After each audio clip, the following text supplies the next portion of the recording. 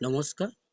আজকের কিভাবে ফর্মটা ফিল আপ করতে হবে খুঁটিনাটি সমস্ত কিছু এই ভিডিওর মাধ্যমে জানতে পারবে। আর এই ফর্মটা অ্যাকচুয়ালি হবে, ভুল হলে হবে না। আর এখানে সংশোধনও করা যাবে না।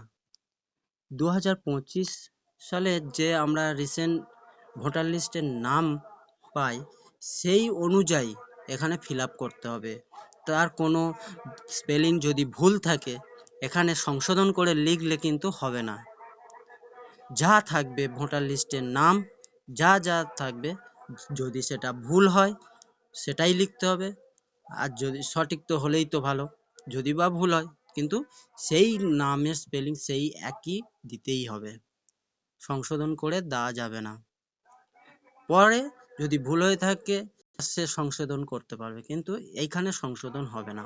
যা লিস্টে নাম থাকবে সেটাই দিয়ে ফিল আপ করতে হবে। এখানে ওপরটায় এই জায়গাটায় আমাদের সব প্রিন্ট থাকবে, এখানে ছবি থাকবে পুরনো ভোটার লিস্টে, আর এখানে নতুন আমাদের একটা ছবি দিতে হবে। এবারে 2025 সালে ভোটার লিস্টে যে যা যেমন আসবে, ভোটার লিস্টে যে নামটা থাকবে, যে নম্বরটা থাকবে, যে জন্ম তারিখটা থাকবে, এই উপরে আমাদের ফিল আপ করতে হবে। সেই 2025 সালের ভোটার লিস্ট অনুযায়ী এই ওপরটা আমাদের সাদা অংশটা ফিল আপ করতে হবে 2025 ভোটার লিস্টে। যদি জন্ম তারিখ থাকে ডেট মান্থ ইয়ার দিয়ে দিতে হবে। আধার নম্বরটা এখানে ব্র্যাকেটের মধ্যে দেওয়া আছে, অপশনাল, দিতে পারো, না দিলেও অসুবিধা নেই, অবশ্যই যদি থেকে থাকে দিতেই পারো। তারপরে আছে মোবাইল নম্বর, ঠিক আছে, মোবাইল নম্বর দিয়ে দেবে।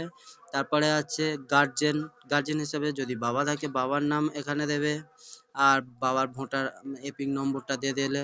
তারপরে মায়ের নাম এপিক নম্বর ভোটার, আর তারপরে লাস্ট হচ্ছে স্বামী স্ত্রীর নাম। যদি স্বামী এটা হয়ে থাকে তার স্ত্রীর নাম্বারগুলো দিতে হবে, ভোটার নাম্বার, ভোটার কার্ডের নাম্বার, তার নাম। আর যদি স্ত্রী করে তার স্বামীর নামটা দিয়ে ফিল আপ করতে হবে। হলো। এবারে হলুদটা বোঝায়, ঠিক আছে, এটা কিন্তু রিসেন্ট ভোটার লিস্ট অনুযায়ী এটা ফিল আপ হলো। যদি ভোটার লিস্টে ভুল নাম থাকে সেই নামটা এখানে শো করাতে হবে। আর এই ফর্মের সঙ্গে কোনো কিছু জেরক্স দিতে হবে না। বিএলওর অফিসার আসবেন, দুটো এখানে 2 কপি থাকবে, একটা আপনার কাছে রিসিপ্ট থাকবে আর একটা নিয়ে যাবেন। এবারে 2002 সালের লিস্টে যাদের নাম আছে, ধরো আমি করছি আমার 2002 সালের লিস্টের নাম আছে, তাহলে আমি এই জায়গাটা আমি ফিল আপ করবো 2002 সালের ভোটার লিস্টে যা আছে, যেমন নাম যেমন আছে দিতে হবে প্রথমটা। তারপরে এপিক নম্বর যা থাকবে 2002 সালে সেটাই দিতে হবে। আর রিলেশন নেম মানে তার বাবা বা মায়ের নাম দিতে হবে যা থাকবে সেখানে। যদি রিলেশন বাবা থাকে বাবার নামটা দিয়ে দিতে হবে। তার সম্পর্কটা কি, বাবার নামটা দেওয়ার পরে নিচে লিখতে হবে বাবা বা পিতা। এবার ডিস্ট্রিক্ট, জেলা, স্টেট, রাজ্য আর বিধানসভার নামটা এখানে দিতে হবে। এটা কিন্তু 2002 সালের লিস্টে যা মানে লিস্ট অনুযায়ী এটা ফর্ম ফিল আপ করতে হবে যদি 2002 সালের লিস্টে নাম থাকে। আর যদি যে ক্যান্ডিডেট এই ফর্ম ফিল আপটা করছে তার যদি 2002 সালের লিস্টে নাম না থাকে তাহলে এইটা ফিল আপ করতে হবে না, এটা কোনো ফিল আপ করার দরকার নেই। তখন তাদের কি করতে হবে, এই এই যে সবুজ অংশটা এটাই ফিল আপ করতে হবে, এই সবুজ অংশটা তাদের জন্য। আর ধরো আমার আছে 2002 সালের লিস্টে নাম, আমি এটা ফিল আপ করবো, ঠিক আছে, আমার এইটা তখন ফিল আপ করার দরকার নেই। আর যদি 2002 সালের লিস্টে নাম না থাকে তখন এইটা আমার ফিল আপ করার দরকার নেই, তখন আমার সবুজটা ফিল আপ করতে হবে। বুঝা গেল?